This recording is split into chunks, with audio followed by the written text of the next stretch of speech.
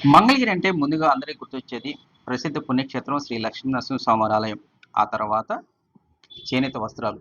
అయితే ఇంతటి ప్రాధాన్యత కలిగినటువంటి ఈ ప్రాంతానికి దాదాపు 6 దశాబ్దాల క్రితం అంటే 60 ఏళ్ల క్రితం మాత్రం పక్క ఊరు వారు తమ యొక్క ఆడపిల్లను కోడలుగా పంపాలంటేనే భయపడాల్సిన పరిస్థితి ఉండేదట. ఈ మాట నా మాట కాదు. నాటి తరం చెప్తున్నటువంటి మాట. కారణం కరువు వలన కాదు. కేవలం తాగునీటి కష్టాల వల్ల. 1960కి ముందు మంగళగిరి ప్రాంతంలో తీవ్రమైనటువంటి నీటి ఎద్దడి అనేది ఉండేది.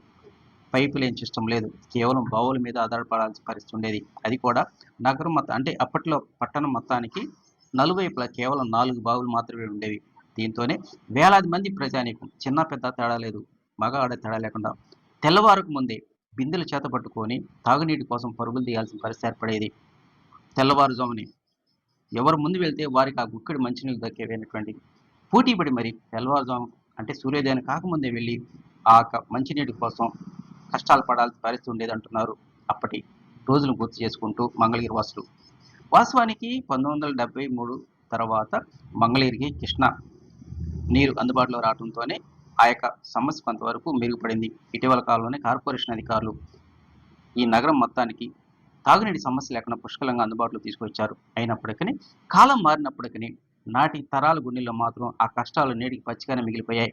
ఇక మంగళగిరి ప్రాంతంలో మరి ముఖ్యంగా మంగళగిరి పట్టణ ప్రాంతంలో ఎక్కడెక్కడ బావులు ఉన్నాయి, ఎన్ని కాలగర్భంలో కలిసిపోయాయి, ఆ యొక్క బావులు అప్పటి ప్రజానికానికి ఎలా అందుబాటులో ఉన్నాయి అనే అంశంపై మంగళగిరి వాసుల యొక్క మాటల్లోనే వినండి.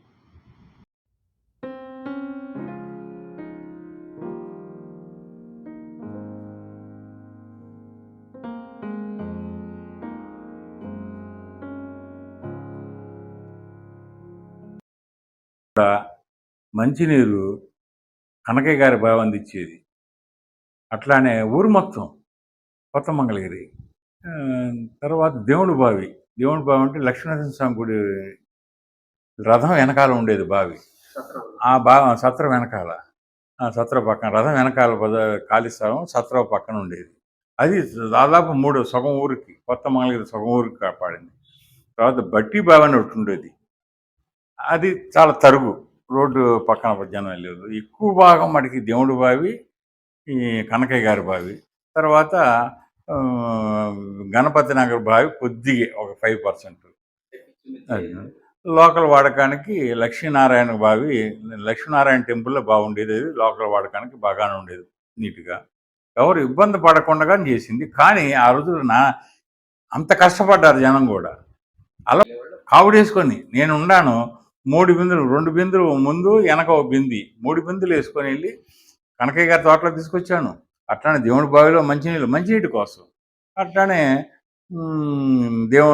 గణపతి నగర్ బావి తీసుకొచ్చాను. ఎప్పుడు మంగళగిరి ఆడపిల్లని ఇవ్వాలంటే నిజంగా మాకు ఆడపిల్లని ఇవ్వాలంటే తినాలమ్మా అని చేసుకున్నాను. అందరూ అన్నారు అమ్మో అక్కడని. ఏం పర్లేదు, మేమే తీసుకొస్తాం, మా అమ్మాయిని కష్టపెట్టం అనే ఉద్దేశంతో తీసుకొచ్చాం. పెద్ద తుఫాను 77 తుఫాను తర్వాత వాటర్ లెవెల్ ఒక్కసారి పెరిగిందండి. ఒక నెలలోనే తేడా కనపడింది నాకైతే. ఒక మంత్లో అంతకుముందు 40 అడుగుల లోతులో పెద్ద కోనేరు నీరు ఉండేది. 6 అడుగులు 7 అడుగులు లెవెల్కి వచ్చేసింది పెద్ద కోనేరు వాటర్ ఒక నెలలోనే. అది నాకు బాగా బాగా గుర్తు. నాకు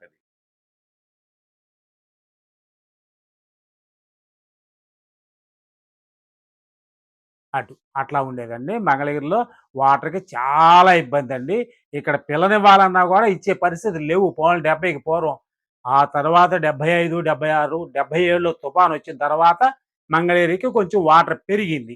అర్ధరాత్రి 11, 12 వరకు తోడింది కాక మళ్ళీ తెల్లవారుజామున 4 గంటల కానించి మొదలుపెట్టేవాళ్ళు. ఆ టైంకి వెళితే పెద్ద కుటుంబాల వాళ్ళకి వాటర్ వస్తాయి, అందుతాయి అనే ఉద్దేశంతో అట్లా చేసేవాళ్ళండి.